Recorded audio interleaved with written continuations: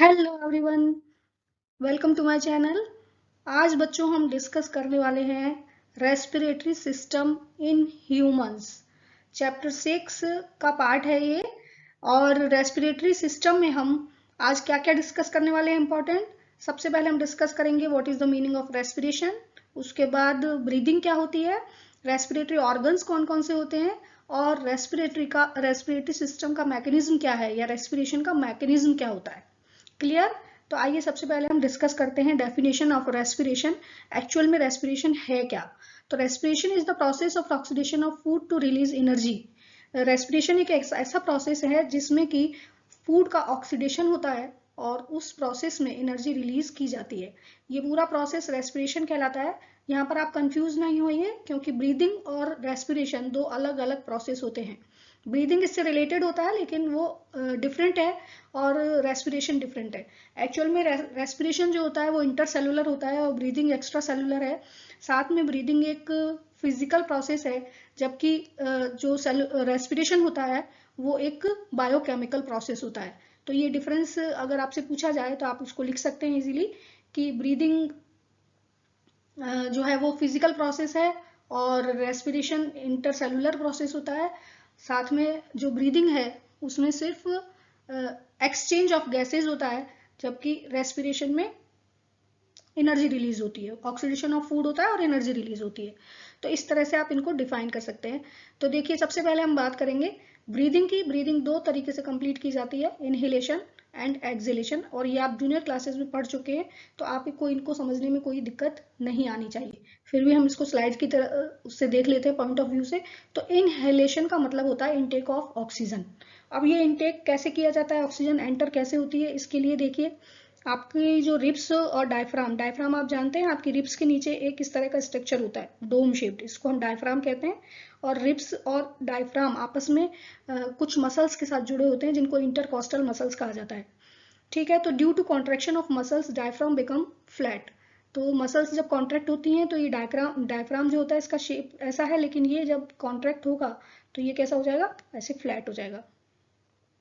ठीक है, जैसे आपको यहाँ डायग्राम में दिखाई दे रहा है। तो उस कंडीशन में क्या होता है, चेस्ट कैविटी इंक्रीज हो जाती है, यहाँ पर वॉल्यूम इंक्रीज हो जाता है तो लंग्स का वॉल्यूम बढ़ जाता है, उसको फैलने के लिए जगह मिल जाती है और इसकी वजह से air enter through the nostrils. तो इसी को हम कहते हैं intake of oxygen. Clear. Air अंदर चली जाती है और लंग्स में फिल हो जाती है। नेक्स्ट जो है इसमें हम बात करते हैं एक्सेलेशन की। तो इस कंडीशन में क्या होता है, जो अभी ये डोम शेप का जो ये आपका डायफ्राम फ्लैट हो गया था ड्यू टू कॉन्ट्रैक्शन, अब ये रिलैक्स हो जाता है। रिलैक्स होता है तो इसका जो शेप है वो फिर से कैसा हो जाता है, डोम शेप्ड। जब ये डोम शेप्ड हो जाता है तो देखिए ये जो रिब्स होती हैं ये भी वापस अपनी पुरानी कंडीशन में आ जाती हैं और कॉन्ट्रैक्ट हो जाती हैं। और इस कंडीशन में चेस्ट कैविटी कैसी हो जाती है, छोटी हो जाती है और उसकी वजह से वॉल्यूम कम हो जाता है। टोटल वॉल्यूम जब कम हो जाता है तो एयर जो होती है वो लंग्स से बाहर निकाल दी जाती है और इस तरह से एक्सेलेशन का प्रोसेस कंप्लीट होता है। इस कंडीशन में जो भी एयर किसके ऊपर अंदर प्रेजेंट है, लंग्स के अंदर प्रेजेंट है, वो कार्बन डाइऑक्साइड रिच होगी और उसको बाहर निकाल दिया जाएगा। वही प्रोसेस क्या कहलाता है, एक्सेलेशन कहलाता है। अब हम बच्चों बात कर लेते हैं कि सेलुलर रेस्पिरेशन क्या होता है। तो जैसा कि मैंने अभी आपको बताया था कि फूड मटेरियल जो कि सेल के अंदर ट्रांसपोर्ट होता है, ब्लड के थ्रू पहुंच जाता है ईच एंड एवरी सेल तक, वहां पर उस फूड मटेरियल के साथ ऑक्सीजन कंबाइंड हो जाती है और उस प्रोसेस में कार्बन डाइऑक्साइड एंड वाटर का फॉर्मेशन होता है, साथ में एनर्जी रिलीज किया जाती है लॉट्स ऑफ अमाउंट में। उसी को हम रेस्पिरेशन कहते हैं और क्योंकि ये सेल के अंदर होता है इसलिए इसको हम सेलुलर रेस्पिरेशन भी कहते हैं। क्लियर। तो अब हम डिस्कस कर लेते हैं बच्चों ह्यूमन रेस्पिरेटरी सिस्टम के कौन कौन से पार्ट होते हैं और वो किस तरह से फंक्शन करता है। तो देखिए टोटल जो ह्यूमन रेस्पिरेटरी सिस्टम है वो स्टार्ट होता है नोज से और उसका लास्ट पार्ट हम एल्वियोला ही कह सकते हैं। तो नोज, नेजल पैसेज, मेन जो पार्ट्स हैं ह्यूमन रेस्पिरेटरी सिस्टम के वो देखिए nose, nasal passage, pharynx, larynx, trachea, bronchi, bronchioles and alveoli. Clear. अब इसको हम दो पार्ट्स में डिवाइड कर सकते हैं। जो नेक के ऊपर वाला रीजन है वहां पर nasal cavity, nose, nasal cavity, pharynx और लैरिंग्स, ये वाला जो पार्ट है ये सारा अपर रेस्पिरेटरी सिस्टम कहलाता है। और नीचे, नेक से नीचे वाला जो रीजन है, यहाँ बच्चों आप देखेंगे तो नेक से नीचे वाला जो रीजन है ये लोअर पार्ट कहलाता है।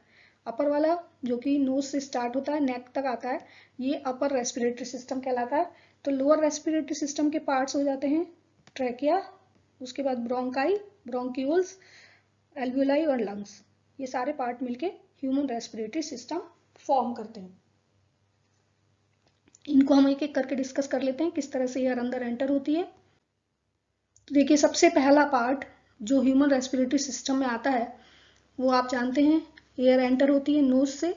तो ओपनिंग है ये, एक्चुअल में आउटर ओपनिंग है वन पेयर, जहां से एयर अंदर एंटर होती है। ठीक है, रेस्पिरेटरी सिस्टम में एयर एंटर होती है नोज के थ्रू, आउटर ओपनिंग होती है। नोज ओपन होती है एक पैसेज में जिसको हम नेजल पैसेज कहते हैं।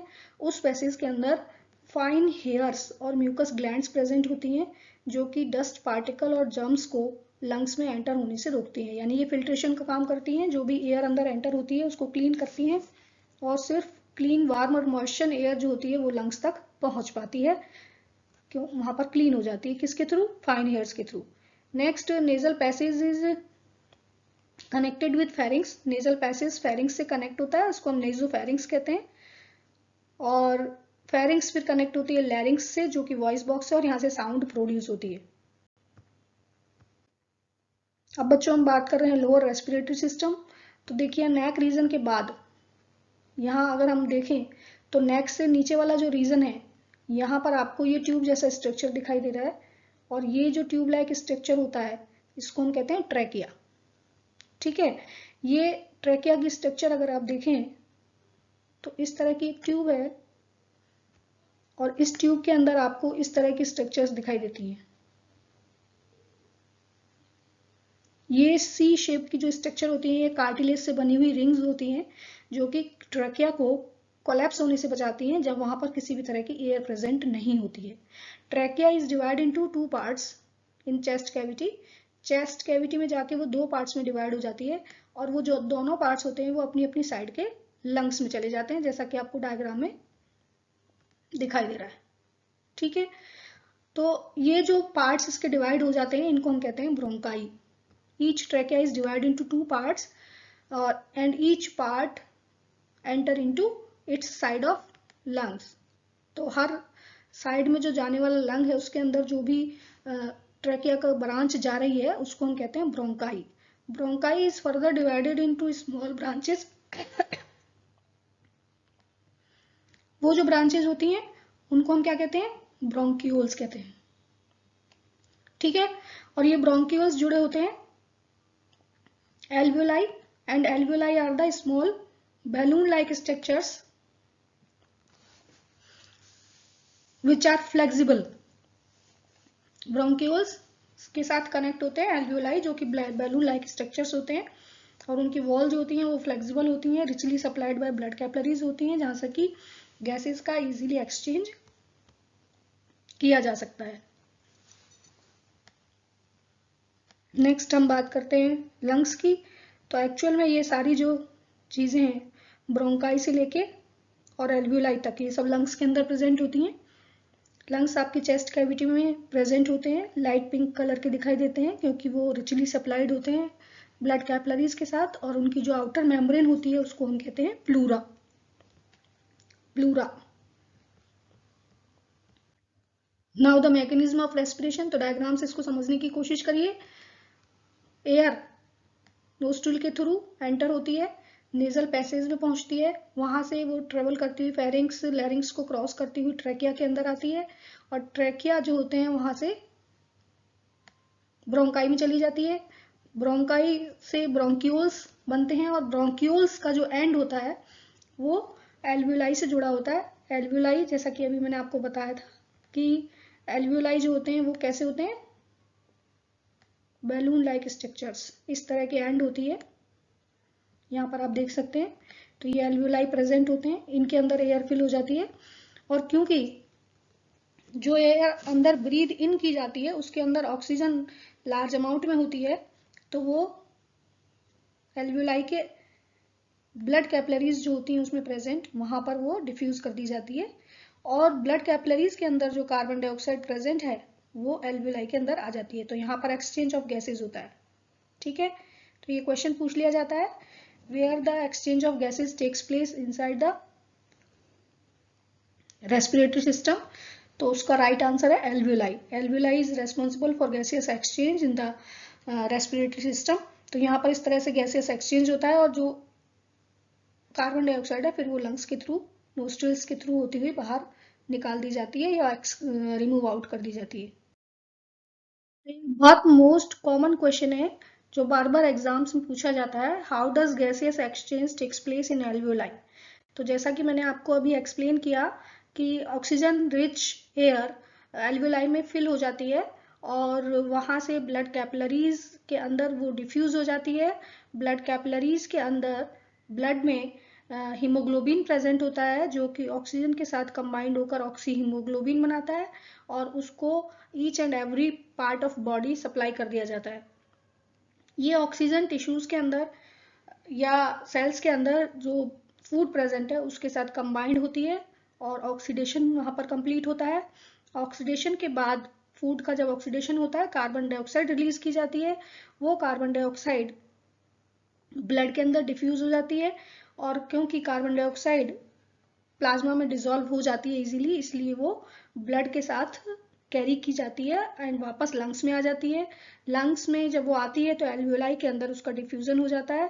एल्वियोलाई के अंदर जैसा कि मैंने आपको बताया था पिछली स्लाइड में, ऑक्सीजन तो कहाँ चली जाती है, ब्लड के अंदर चली जाती है और ब्लड से कार्बन डाइऑक्साइड एल्वियोलाई के सैक में आ जाती है और फिर वहां से उसको पुश आउट कर दिया जाता है। इस तरह से एल्वियोलाई के अंदर गैसियस एक्सचेंज कंप्लीट हो जाता है। तो बच्चों ये था respiratory system in human beings. और आपको ये वीडियो पसंद आया अगर तो आप प्लीज़ इसको शेयर करें, सब्सक्राइब करें, जिससे कि आपको आने वाले वीडियोस के नोटिफिकेशन मिलते रहें। Thanks for watching this video. Thank you.